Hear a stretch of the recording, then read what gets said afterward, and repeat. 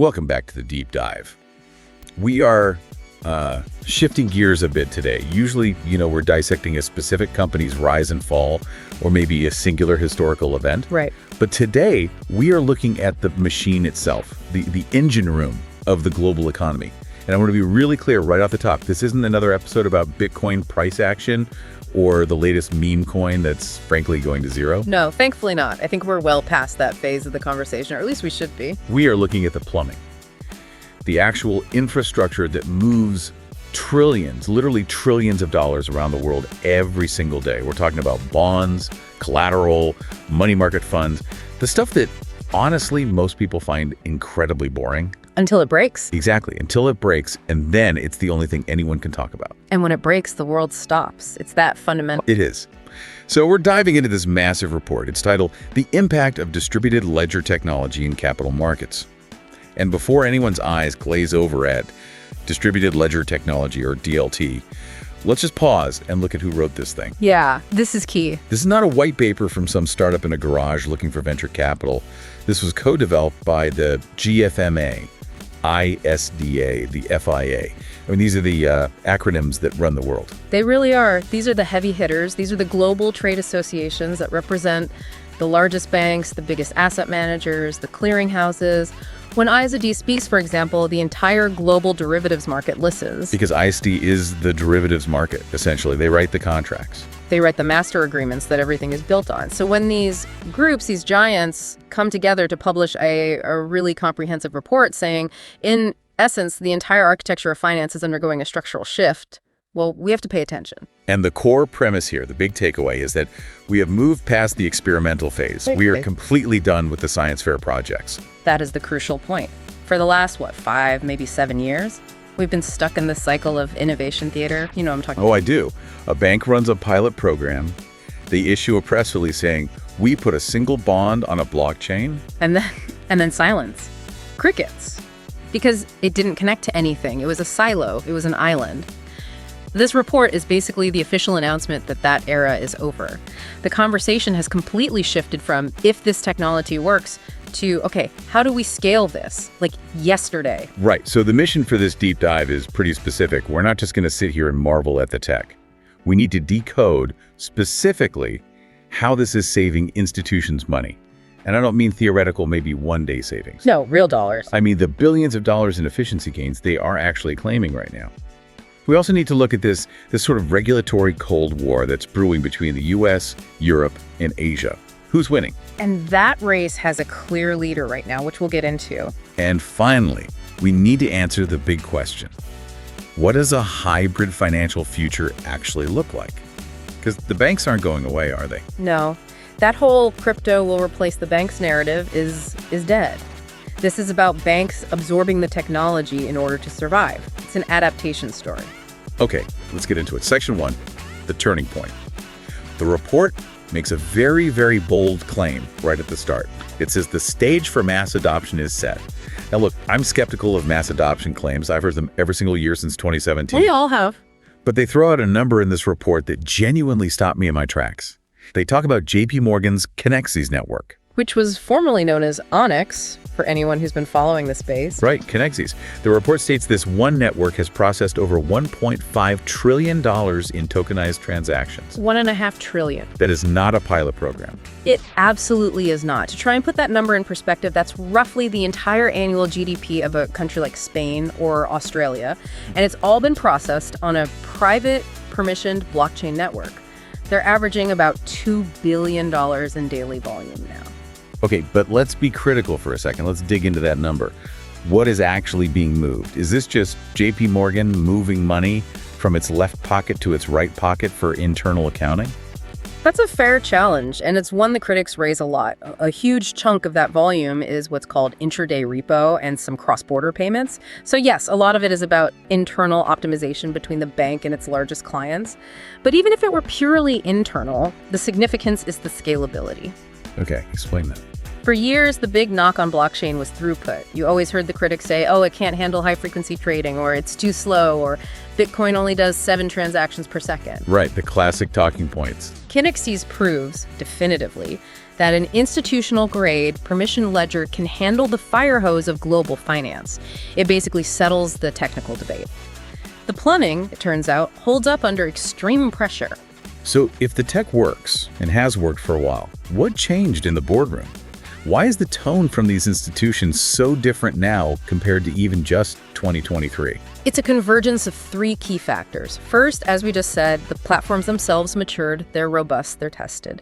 Second, and we'll get into this in much more detail later, the regulatory pathways, especially outside the United States, have become crystal clear. So the lawyers are finally comfortable. The lawyers are comfortable. But the third factor is maybe the most interesting, real, honest-to-God client demand. Clients are actually asking for this.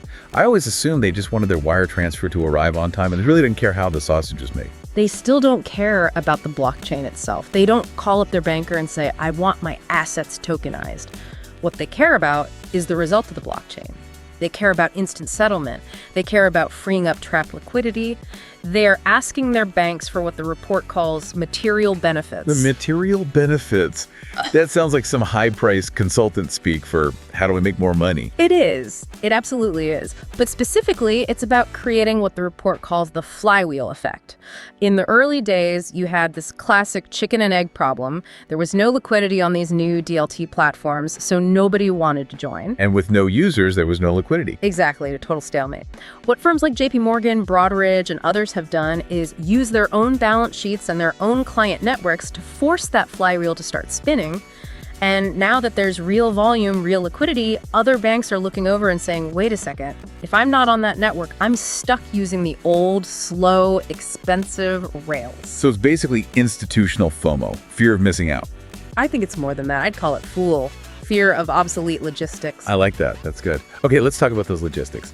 Section 2 is where we really get into the money specifics. The report breaks this down into 3 main use cases, and the first one is collateral management. Now, I know our listeners are sophisticated, but collateral management is usually the point in a conversation where eyes glaze over. Absolutely. So why does the report call this the hidden giant? Because collateral is quite literally the oil in the engine of the entire banking system. Banks lend to each other constantly, usually overnight, in what's called the repo market. To borrow cash, you have to post collateral, usually something super safe like government bonds, what they call high-quality liquid assets, or HQLA. Right, but the repo market works fine, doesn't it? I mean, it processes trillions of dollars every single day. Why are we trying to fix what isn't broken? It works, but it's incredibly inefficient. The friction, the grit in the system, is the settlement timing. In the traditional financial world, settlement is almost always T+1 or even T+2. Meaning, if I make a trade with you today, the actual ownership of the asset and the cash doesn't legally swap until tomorrow, or even the day after tomorrow. Exactly. Which creates a huge risk gap. It's called counterparty risk. For 24 or 48 hours, you're exposed. And because of that gap, and because the legacy systems are so slow to update their records, banks are legally required to hold these massive liquidity buffers. So they have to park billions of dollars in cash at the central bank, like the Federal Reserve. Billions. Just in case a trade fails or one of their counterparties goes bust overnight. That is trapped liquidity. It's dead capital. It's sitting there earning a tiny, tiny return when it could be out in the world being lent, being invested, actually doing something productive. Enter DLT. Enter the intraday repo. This is the killer app. If you tokenize the cash, turn it into a digital dollar, and you tokenize the collateral, turn a treasury bond into a token, you can execute a trade that settles instantly. I mean, like in seconds. Seconds. They call it atomic settlement, T+0. The delivery of the asset happens at the exact same moment as the payment for the asset. So I can borrow $1 billion at 10 o'clock in the morning and pay it back at 2 o'clock in the afternoon. Precisely. You don't need to borrow overnight anymore. You can borrow for minutes or for hours, exactly when you need the liquidity. This kind of precise, just-in-time liquidity management means you simply don't need that massive, inefficient buffer sitting at the Fed. You can put that capital to work. The report mentions Broadridge's distributed ledger repo, their DLR platform, alongside JP Morgan here. What are the actual numbers? How much does this really save a bank? The report runs an estimate, and it's pretty stunning. It says a typical global bank with a repo book of, say, around $100 billion in daily volume, which is pretty standard for a big player, could save between $150 and $300 million annually. $300 million a year, just by speeding up the clock. By speeding up the clock, and crucially, by reducing the capital requirements under the Basel III rules. Remember, Basel III forces banks to hold capital against their risk. If you reduce the settlement risk duration from 2 days down to 0 seconds, the amount of capital you have to hold against that trade plummets. That saving flows directly to the bottom line. It's pure profit. That is the material benefit right there. Oh. Wow. Okay, let's move to the second deep dive. Fixed income. Bonds. The biggest market in the world, by far. And arguably the most archaic. I mean, I've heard horror stories of multi-billion-dollar bond issuances still being managed and reconciled using email chains and Excel spreadsheets. It's worse than that. It's not one spreadsheet. It's a completely fragmented mess of custodians, paying agents, clearinghouses, and armies of lawyers all trying to reconcile their own different versions of the same spreadsheet. It's a miracle it works at all. So how does DLT fix the bond market? The report talks about two things: digital twins and native security tokens. What's the difference? It's an important distinction. The digital twin is sort of a halfway house. The bond still legally exists off-chain in the traditional system at a custodian like the DTCC, but you create a token on a blockchain that represents a claim on that bond. Like a coat check ticket. That's a great analogy, but the real revolution, and this is where the report focuses, is native security tokens. The bond is the token. There is no off-chain version. The token itself is the legal bearer instrument.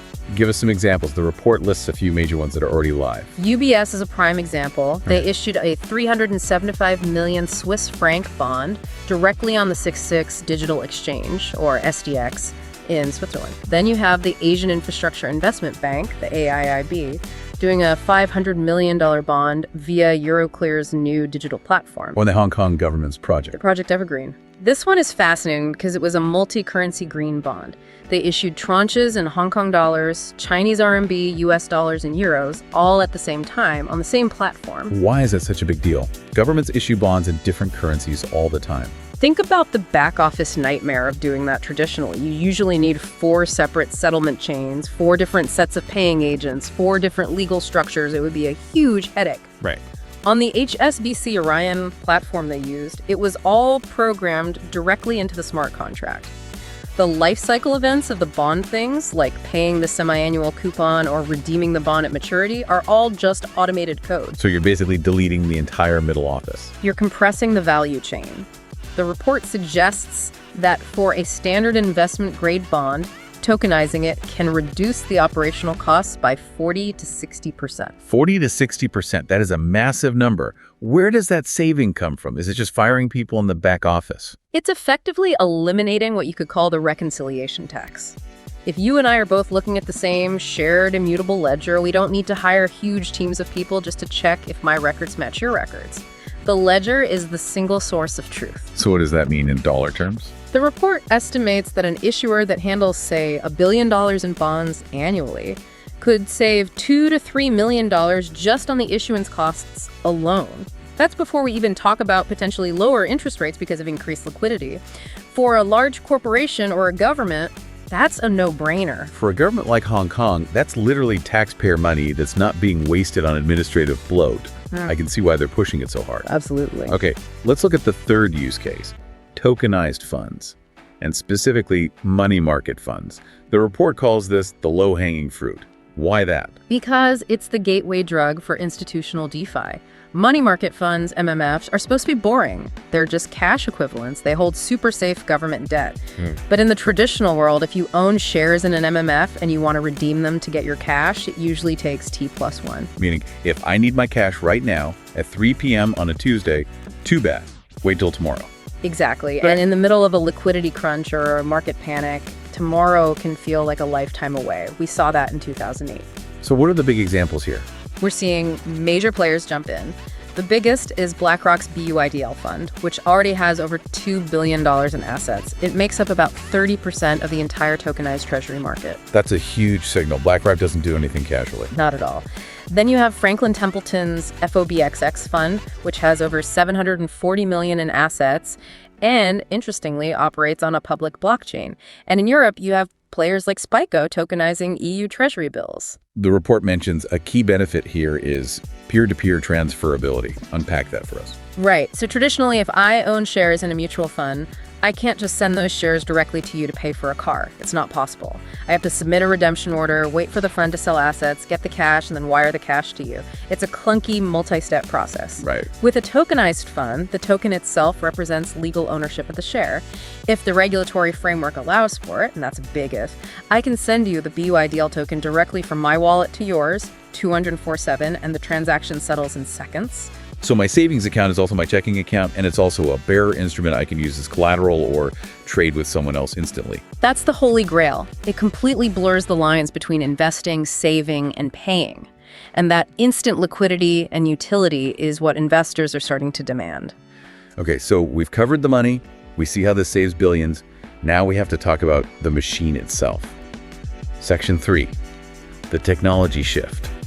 The report gets deep into the architecture, and this is where I think the crypto-native view and the traditional bank view really start to clash. The culture war of the blockchain world, it's very real. The report makes a very big deal about the distinction between books and records versus tokenization. Why is this distinction so important to a bank or a regulator? It's all about the legal concept of the golden record. In the purest crypto world, the blockchain itself is the golden record. If the Bitcoin blockchain says I own a Bitcoin, then by definition, I own that Bitcoin. Code is law. Right. The chain is the ultimate truth. But banks and regulators are, frankly, terrified of the code is law concept. What if I lose my private key? What if there's a hack or a bug in the smart contract? They cannot live in a world with no recourse. So the report clarifies that for institutions, the DLT is a technology, a method for maintaining the books and records, but the final legal golden record often still resides with the regulated institution. This brings us to the idea of the wallet. I think when most of our listeners hear that word, they picture a MetaMask wallet for DeFi, or maybe a Ledger hardware wallet for their crypto. And you need to completely forget that image. In the institutional context, the wallet is not a digital vault where you are personally storing bearer assets.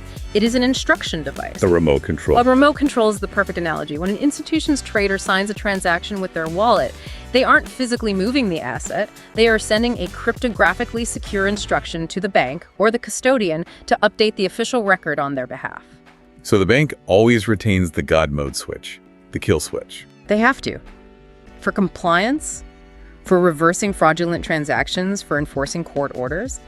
If a judge issues an order to freeze a set of assets, the bank must be able to execute that order, regardless of what the blockchain's code says. That sounds like it completely defeats the purpose of having a blockchain to a purist. To a purist, absolutely. It feels like a betrayal of the core ethos.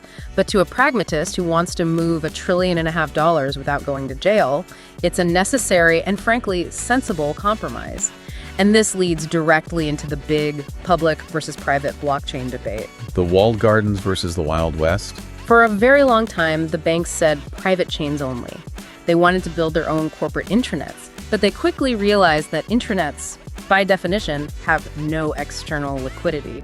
You're just talking to yourself. So now they're looking at public chains like Ethereum.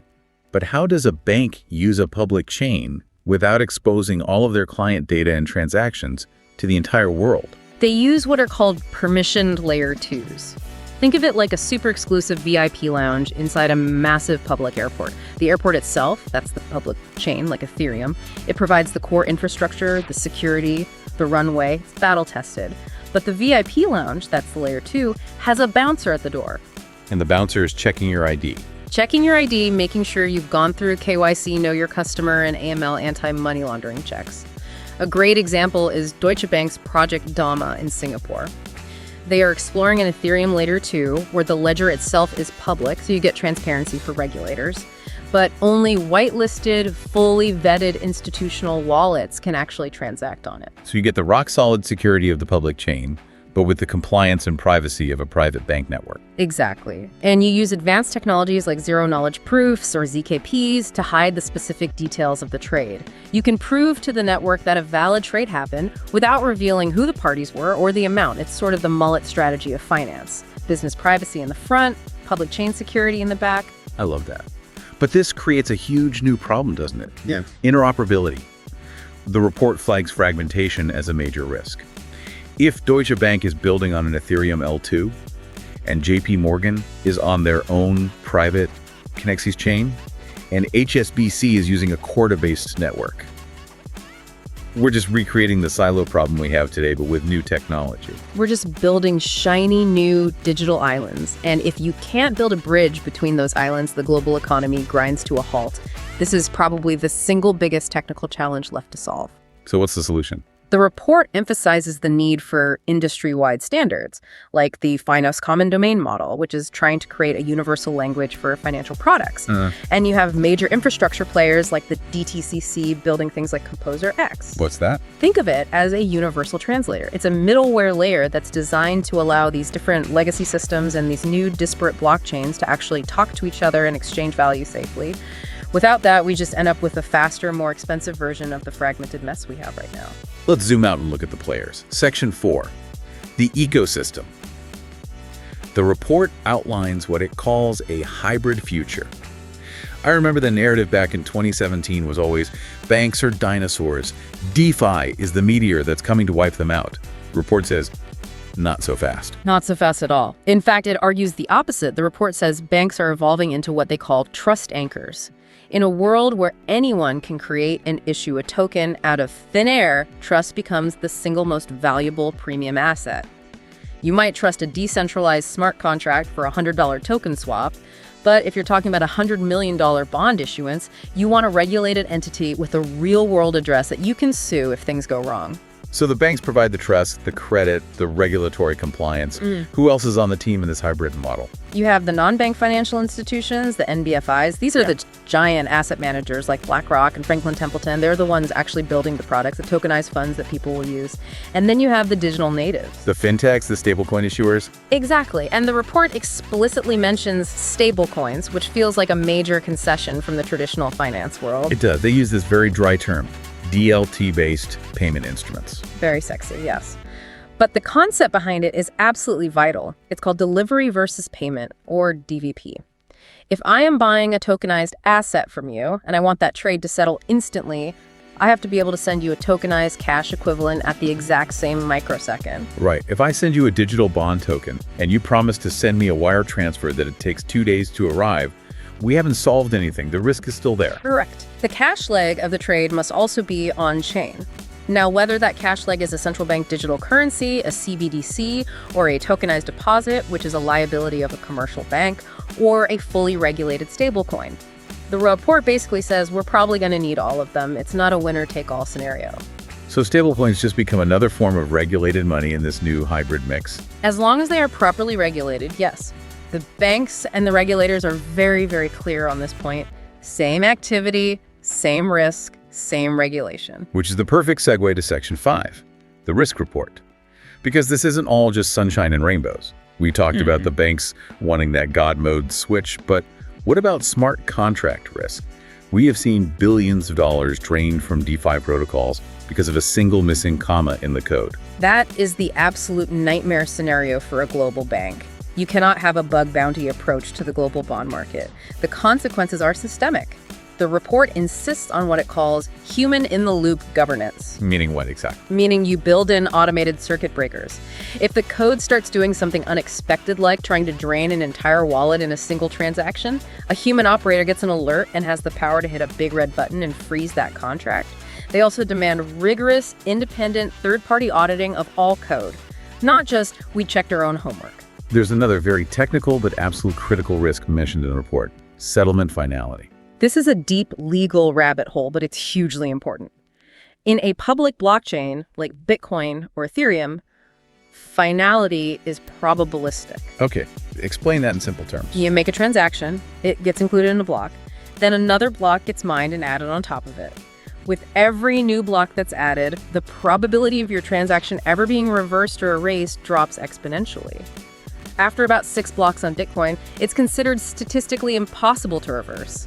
But it is never theoretically zero. There's always a tiny, tiny chance of a network reorganization. And banks and their lawyers do not deal in statistical impossibility. Never. They need deterministic finality. They need a specific, legally defined timestamp where the law says, this trade is done, it is final, it cannot be undone.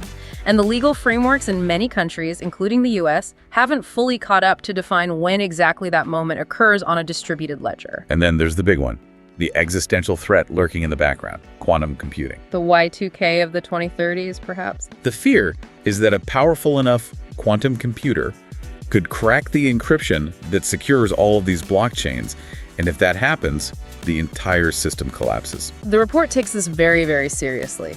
They call for the industry to build in crypto agility. Which means? It means you build the entire system from the ground up with the assumption that you will need to swap out the underlying encryption algorithms at some point in the future. If the standard lock on the front door is suddenly broken by a new quantum key, you need to be able to install a new quantum-resistant lock overnight without having to tear down and rebuild the entire house. It's future-proofing the foundation. Okay, let's talk about who is winning the race to build this future. Section 6, the global regulatory race.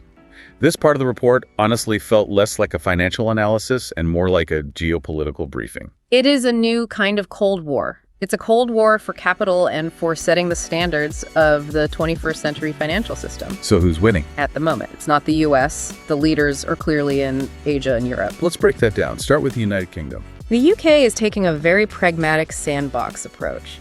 They launched something called the Digital Securities Sandbox, or DSS. It basically says to financial firms, come into this controlled environment. We will temporarily relax certain securities laws so you can experiment with DLT in the real world with real assets, and we will watch you like a hawk. If it works, we will then write new permanent laws based on what we all learned together. That sounds incredibly sensible, almost too sensible for government. It is. It's a very smart way to foster innovation while managing risk. They also have the Digit plan to issue a digitally native UK government bond. They are very clearly trying to position London as the Singapore of Europe post-Brexit. But Singapore is still the Singapore of Asia. And Singapore is, by all accounts, crushing it. The Monetary Authority of Singapore, MAS, is arguably the most sophisticated and forward-thinking financial regulator in the world on this topic. Their Project Guardian is the gold standard for public-private collaboration. They brought together JP Morgan, DBS Bank, SBI from Japan, and they are running live pilots on everything from tokenized foreign exchange to wealth management. And what about Hong Kong? Hong Kong is feeling the pressure from Singapore and is moving very aggressively. They have Project Ensemble for a wholesale CBDC. They're rolling out a comprehensive new stablecoin ordinance in 2025. They see this technology as a crucial way to maintain their status as a global financial hub. Then you've got the EU with MiCA. The Markets in Crypto Assets Regulation. It's a beast of a legislative package, thousands of pages long, but what it provides is certainty. Whether you like the rules or not, firms now know exactly what the rules of the road are across the entire block. And then we come to the United States. The report politely mentions things like the Genius Act and the Clarity Act, which have great acronyms and have made terrible progress in Congress. The U.S. approach for the last several years has been characterized by regulation by enforcement. Meaning, instead of writing clear rules beforehand, the regulators, like the SEC, just sue people who they think have stepped out of line. Exactly. And that creates a massive chilling effect on innovation. Entrepreneurs and capital flee to jurisdictions with more clarity. The report diplomatically notes there's been improved regulatory clarity recently, but the clear subtext is that the U.S. risks losing its long-held dominance in capital markets. If the global standards for digital assets are set in London, Singapore, and Brussels, the liquidity will naturally migrate there over time. Is that a real risk, though? I mean, the dollar is still the dollar. The U.S. market is the deepest in the world. The dollar is king, yes. But technology dictates market structure, and market structure dictates where capital flows. If the plumbing in Singapore becomes 50% cheaper, faster, and more efficient than the plumbing in New York because U.S. regulators are stuck in neutral, then capital, which is mercenary, will flow to the path of least resistance. It's a slow drain, but it's a real one. That is a very sobering thought for U.S. policymakers. Let's wrap this all up with the final section. Section 7, the road ahead. The report outlines 3 distinct phases of adoption. Where are we right now? We are firmly in phase 1, institutional readiness. We have moved past the "is this even possible?" science project phase and into the, okay, let's build the boring but essential stuff phase. This is all about repo, collateral management, and intraday liquidity, the core plumbing. And phase 2 is commercial expansion. That's the next 3 to 5 years. This is where we'll see secondary trading of these assets really explode. Liquidity will deepen significantly, and we'll see more complex asset classes like private equity or real estate starting to be tokenized and move on-chain. And phase 3 is the endgame, market transformation. That's the 5 to 10 plus year vision, a fully integrated digital market infrastructure. End-to-end automation becomes the default, not the exception. The distinction between traditional finance and digital finance completely disappears. It's all just finance running on new rails. To that point, they throw out a truly massive market projection. They cite analysis projecting $18.9 trillion in tokenized real-world assets by the year 2033. It's a staggering number. It sounds like science fiction. But when you step back and consider that the global bond market alone is over $130 trillion, capturing $19 trillion of that, about 15% of the market over a decade, is actually not that crazy. It's aggressive, but it's plausible. It's a structural upgrade of the entire system. It is. It's a replatforming of finance. So let's bring it all home. We've gone through the tech, the money, the risks, the global politics. For the listener who is maybe managing a portfolio or working in a bank or just trying to understand the economy, so what? What's the takeaway? The so what is that the speed of money is about to fundamentally change. And when the speed of money changes, the nature of risk and opportunity changes with it. If you're a corporate treasurer, you're going to be able to manage your company's cash on a minute-by-minute basis, not day by day. If you're an individual investor, you will eventually have access to asset classes that were previously locked away in institutional vaults, available only to the ultra-wealthy.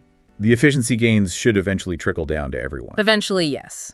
But in the short to medium term, it's going to be a massive separator between the institutions that get it and the ones that don't. And here's my final thought, and I'd love to get your take on this. The report keeps coming back to this idea of the flywheel. Right now, the industry is putting in a huge amount of effort to just get the wheel to start spinning.